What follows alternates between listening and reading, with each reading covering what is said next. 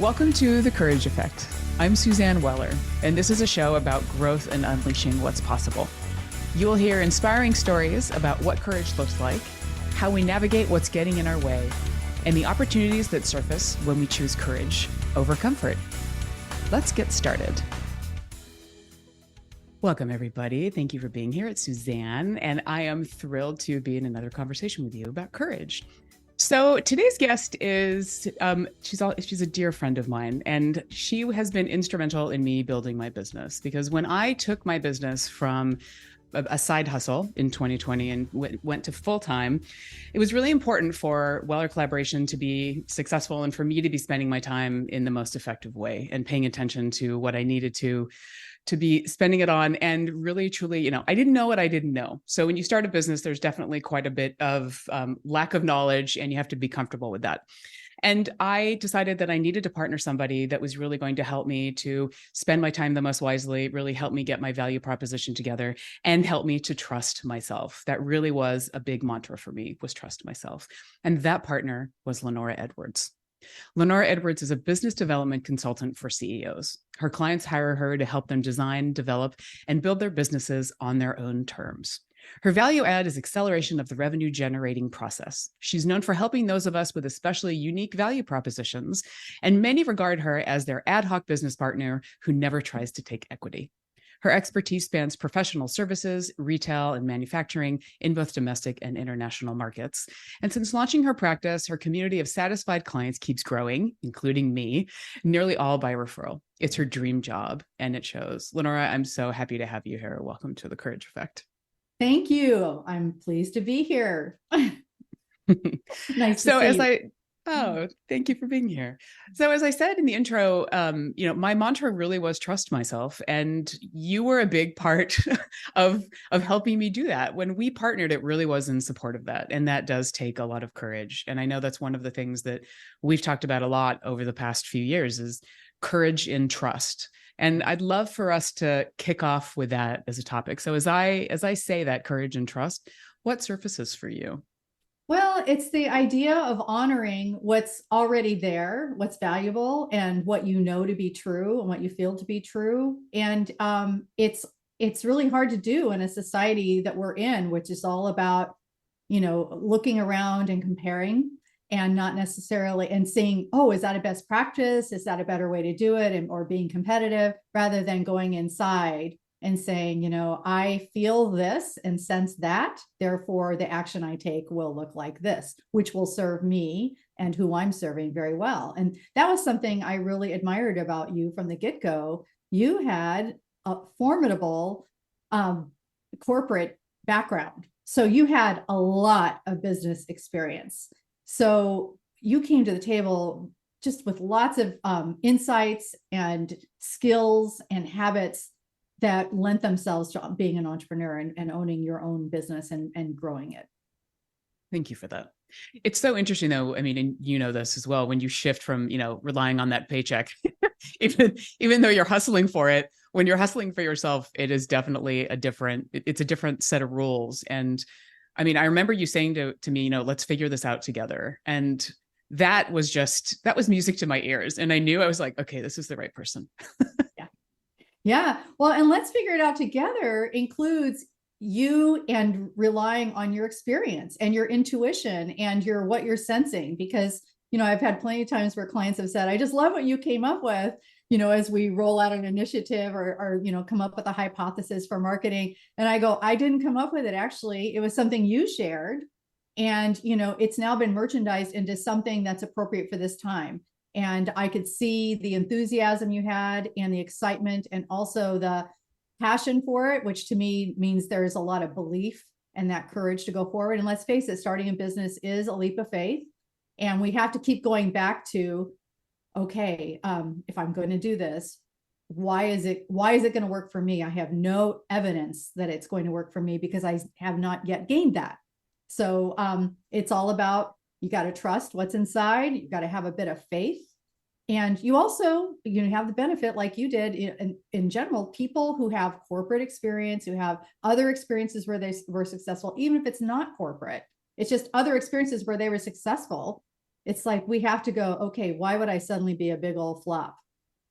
Right. Yeah. So, but it does take courage to do it, because most people don't take that route. They will go to the self-doubt. Here's how someone else is doing it better. I don't have these things. It truly does take courage to trust yourself and to trust someone else to figure something out. Well, and I think that's one of the magic things that you bring to the table too, is that you don't make people feel bad for what they don't know. And I mean, as you sort of said, the idea of being comfortable with what you don't know, that's okay, because you can learn it, because you do have some of those background, those chops of what you've done in the past to really be able to build on. Yeah. And there are instincts, Yeah. that you're in the habit of using and navigating your life with. I also like to build on strengths, what's there, and not worry about what's not there, because like you said, it can be learned, or you can hire someone to help you with that other part. Lots of ways to work around it and still have a great time with what you do know, rather than focusing on what you don't know. Yeah. And I'd love to hear a little bit about your instincts, when you started trusting them and you actually went out on your own. Oh my gosh. Yeah. I was in the corporate world for about 15 years, and I worked for all kinds of different people as I, climbed the corporate ladder and got different experiences.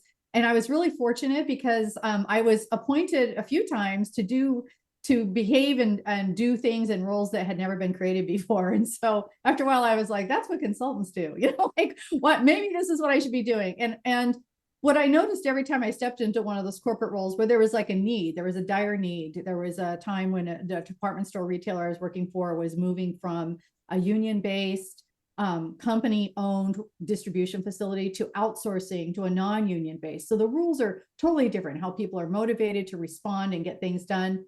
And I had to go in there with a small team of 3 others and help get things on track quickly, because there was a learning curve for this new company. So again, I had to rely on what's worked in the past in other roles I had. And I also got to rely on this great team of people. I have to say there was a shortage of mentors in that role, because warehouse operations and merchandising people think very differently. So we put our heads together and did that. So there were times like that. But then, one of my most remarkable things that I lean on is a time when I made an error in buying. And I was I was working on some reorders, and I dictated the wrong columns of numbers to my factory representative. And therefore we ended up with like triple the amount of triple the amount of inventory that we should have had, that was coming on a boat from overseas. And I caught my error, and let him know. He was like, I can't undo this. This is terrible. So sort of like how you and I began, it was like, well, let's figure this out together. So he and I talked through what the options were. And his main thing was, I can't lose face with this factory. And my main thing was, even though my company would allow me to cancel these orders, I would feel terrible about it. And it's not the kind of partner I've been with you. So let's do something in the spirit of partnership. So we figured out a way that he could warehouse. He happened to have a warehouse this product in the United States, and I would place weekly orders and bring in those reorders quickly and fill in. And, we ended up exponentially growing that category because I was filling in the merchandise faster and there were no holes in the customer experience. So didn't have any lost opportunity costs there anymore. So it worked out. We became really good partners working together. In fact, I eventually designed a job description for myself and invited myself to go work for him. And I was his first director of marketing in his importing firm. So that was a real boost to take this really scary and very embarrassing mistake and doing that and like coming up with a solution collaboratively and it being a success story for both of us. And then it was a great partnership, and we co-created a lot of growth, first for my company and then for his company when I joined. After a while, like taking the leap and moving over to self-employment, I started realizing that my instincts were really good, and I had enough experience to be trusted to go in and figure out what people would need. And this is something a lot of my clients are nervous about, and I don't blame them because I have experienced it myself. The idea that someone's just told me what their problem is, I don't necessarily have the direct experience. Like I can't say I actually solved that exact problem. I have to have the courage to step forward and say, I can figure out how to solve this problem, especially in partnership with someone where we both see the same issues and we both have the same desire for the outcome. And over again, every time I approach a new client, every time I started my business, and I did restart it following the the 2001 .com bust. And so there were issues about I've never done this before. And I had to keep saying, you know what, your talent is for figuring it out. And actually, I'd say that's what all my clients have as well. When we work together, I'm just accelerating that path so that they can have more fun in the profit sooner than planned. Well, it's such a great story. I mean, that really speaks to courage and ownership, taking responsibility for a mistake. And I mean, that really is turning lemons into lemonade. Yeah. Taking that moment of like, oh no, what have I done, into, okay, what does this give me the potential opportunity to do? Right. And that potential, that's where all the fun is the idea of, well, what could this be? And sometimes we have concepts, ideas of how it's going to be, and it actually turns out better because we got creative, or maybe there was something that came up that made us be a lot more resourceful than we planned. And that's okay. In Entrepreneurville, that happens quite a bit. And I'm not usually thrown when there's a curveball, that comes our way, or something that looks like a disaster. It's usually an opportunity. And I can also speak to that from personal experience with you, is that, I mean, it is that sort of calming effect, right? It's just a matter of like, okay, having that fear at first, like what is potentially going to happen here, but then being able to like learn to talk myself down, Yeah. if that makes sense. But I love that phrase, what could this be? Mm-hmm. Mm-hmm. And I think that really is the core of so much of what you do, and allowing people to see their own path and to give them the courage to be able to find it. Yes. And I'm thinking about a client of mine who I one time was out running. We went up to a business lunch, and then afterwards we had an errand that he needed to run. I said, "Oh, I'll go with you. It's on the way to the parking lot." And there was a problem to be solved at this retailer. And it was a young person, who obviously was new in his role and very nervous about following the rules. And I just remember my client leaning across the counter and saying, "We're two smart people. We can figure out what to do here." And watching the person's confidence and their courage come up, like, okay, let's play. And they did solve the problem. And I just chuckled, and I thought, and that's why he's successful in his business too, and in his life as well. We're two smart people. We can figure this out. And that's fun. I mean, you're also talking about like the creativity and the fun and the joy of actually partnering together. So yes, so good. So good. Well, we need to take a quick break. So let's do that for some ads, and we will be right back. This is Suzanne. Please stay tuned. Hey, everybody. It's Suzanne from The Courage Effect. As the seasons changed, I poked into my closet and discovered how stale my wardrobe had become. Everything felt boring, and I wanted something different and fresh. I grabbed my laptop and remembered Armoire. Why not clothing rental? I could experiment with new styles, from jeans to something fancy, without spending a ton of money and buying clothes I would only wear a handful of times. Armoire makes clothing rental easy. Build the perfect seasonal wardrobe with brands that are unique, sustainably sourced, and owned by women. All you have to do is take the style quiz, select items from your personalized closet, and they will ship them straight to your door. Armoire allows me to indulge in high-quality designer clothing with no guilt. They promote sustainability with fewer items ending up in the donation bag and landfill, and no dry cleaning fees. Trust me, your cramped closet and the environment will thank you. If you're ready to have your dream closet delivered to your door, you must try Armoire. And right now, my listeners can give Armoire a try and get up to 50% off their first month. That's up to $125 off. Just visit armoire.style. That's ARMOIRE.style/The Courage Effect to get up to 50% off your first month and never worry about what to wear again. Try Armoire today.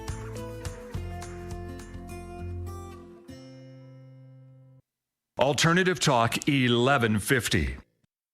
Welcome back to The Courage Effect. This is Suzanne. I'm in conversation with Lenora Edwards. So, Lenora, in your business, because you really are partnering with entrepreneurs to prosper on their own terms, that takes, I mean, as we talked about before, courage, but it also, it puts you in the role of not just supporting people, but pushing people out of their comfort zone and into a space where, they'll start to really trust themselves. Talk a little bit about that, because I know that plays a pretty big role in what you do. Yeah, it really does. And, some people usually thank me later for pushing them so hard, but at the time it's difficult because they aren't feeling particularly confident in it. And sometimes what I am proposing may not be completely logical, right? I love this advertising saying that I remember from many years ago: without the logic, nobody will believe you. And without the magic, nobody will care. And sometimes my clients come to me with a value proposition that is not properly balanced between the magic and logic. And usually it's too heavy on the logic side. And I'm like, that's so logical. I'm not sure what would make somebody lean in and want to buy from you. It's like it has no feeling to it. And so let's look at the magic of how you deliver that and start talking about that. And there's a lot of hesitation in this area. People go, well, doesn't everybody do that?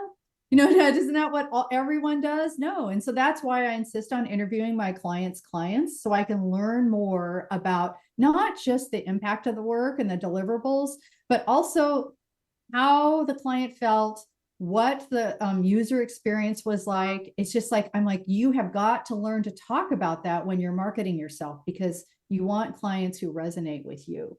So, always later, I get really great support, when people come back and say, I see it now, but they usually need proof. So impressing someone, I've even had to do it in kind of a weird way. This is like the oddest example. The idea that there were two occasions in all these clients in 2 decades, there were 2 occasions where we created the business and it launched and it was cash flowing. And my clients, these 2, unrelated to one another, really hated it. They didn't like the business. They didn't like how they had to perform in the business. They weren't necessarily feeling aligned with their clients. And in those 2 cases, I said, well, we're just going to have to start over. And I'm not going to charge you again. We're not redoing a contract. You're supposed to have a business that you want to thrive in. And so we got the money part right, but we didn't get the alignment with how you want to prosper. Talking those 2 people into it was hard because they were super attached to their ideas. And I had to keep pointing to, but look at how you feel, and that's what, if you think of courage residing in some engine and of who we are, if it's getting crowded out with unpleasantness and, drained feelings, etc., it's really hard for courage to grow and become like the part of you that really makes a performance, a pleasing performance, possible. So I was successful in helping them say, I can't endorse this. I'm watching how you're coming to our meetings, how you speak about these businesses. It has to stop. We have to go back to like our initial conversations and what you said you wanted, and choose something else that still comes from your great experience where you can deliver value, but has you performing and creating and using your gifts and talents in a way that makes you feel good with people you want to help. Those were the hardest ones, so the first one I mentioned is like everyone goes through that makes sense, but those were like the show-stopping ones. And part of having courage is also the idea that you don't have to be right or be attached to old ideas. And that's hard for us because in the corporate world, it's all about track record. It's all about, you said in your performance, objectives, you were going to do something. Now you did it. Well, what if halfway through the year you learned that performance wasn't actually going to serve the company? Some of us, were burned at the stake for pointing that out and changing it, and also rewarded later. But it was just, it's very hard in that more rigid structured world to color outside the lines, to say, I think I see another path here.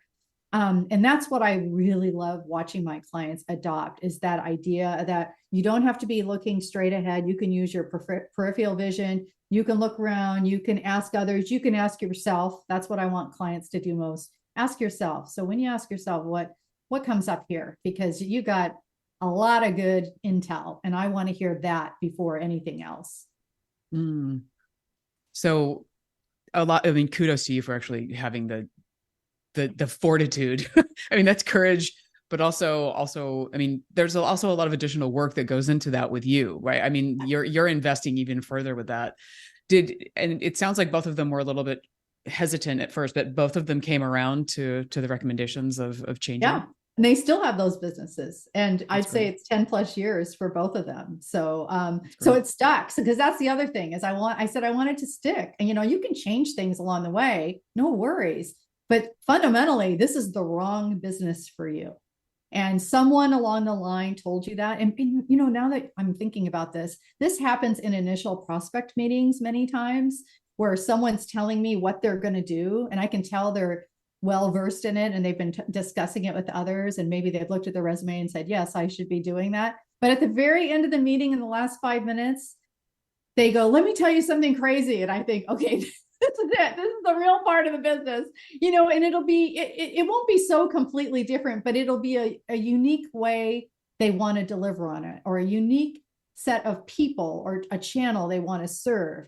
And so when they say that, I go, yeah, that's what we're going to do. I want to help you with that, because now you're not a commodity. Now you've got a truly unique value proposition. And you don't need every client on the planet to come to you. You need your clients to come to you. So let's make sure we're really good about talking about that for your website and, of course, to your referral partners, and that you are going to get your dream. But it's really funny how people usually use the word crazy.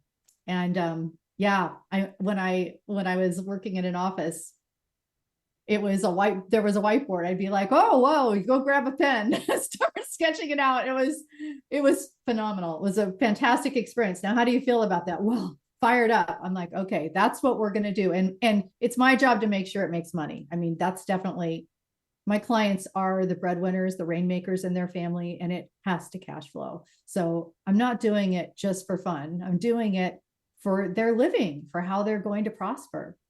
Yeah, it's so powerful. And I mean, so much of it reminds me of the work I do in coaching, right? The idea of like, what is the blue sky? What, like giving them that pen to be able to draw out, like, if you could just like incarnate something that is kind of harebrained or, really what you would dream of, there is something to be said about that. And I love the idea of, sort of then doing a work back of, okay, if that's what it is, how then do we make it profitable, that you're really harnessing that possibility with them? Well, and that you're touching on something that I'm really excited about. And that is not getting hung up about what is while you figure out the how. And many times that could be exactly what gets in the way, is figuring out how. It's like, let's figure out what, and especially make sure there's a good why behind it, because I think that's very motivating. And then the how, we're smart people. We can figure it out. We can do that. But I think that a lot of, I kind of wonder if it comes from traditional school learning, where it's a kind of a linear thing. And so the how leads up to the what. In math, show your work, how you got to this. Well, sometimes there are gaps. And then that's where you work with other people to figure out where the gaps are. But that's where the courage comes in, to say, okay, we're smart people. I'm a smart person. I've got a lot of experience. I'm so fixated on this what. I'm certain I can come up with the how. And for me, I sometimes can't help myself when I have to, course correct with a client a little bit. And I'll say, I'm so fixated on this vision that you created for me when we met, I can't let go of it. So the how, let's just continue to figure that out. There's going to be a breakthrough, by the way, usually preceded by a breakdown. So I'm excited to get those. Like, oh, good, that happened. Okay, we can now do the breakthrough and move forward. Yeah, and that can be part of the process, right? Because that's where you need to deconstruct what you've essentially constructed to this point. Right. And it is not easy to do because of attachment. I mean, I think that courage comes from lack of attachment. It's just like, that's a bunch of information over here. And we really do have to put it in a little box, a compartment, leave it over here and say, if this keeps showing up for me, what is it? It's generally not a crazy idea. I don't think I've heard in all this time with all these clients a crazy idea that wasn't business worthy. There's this glimmer, this thing, this opportunity. And it's like, okay, I can usually help them find the gold in it. And the other thing that happens, even with kind of concrete things like writing back and forth, like the messaging and how it evolves over time. And you and I did that. We riffed on some messaging in the very beginning. And so it's fun for me to say, well, these aren't the right words, but how about the feeling is da, da, da, da, da, and then I'll have some clumsy thing I share. And then my client comes back. It just came back to me this morning in an email from a client. We worked on a short script for a referral partner email. And she said, it's just missing a couple of things that indicate the personal connection and the fun. And so she changed 3 lines.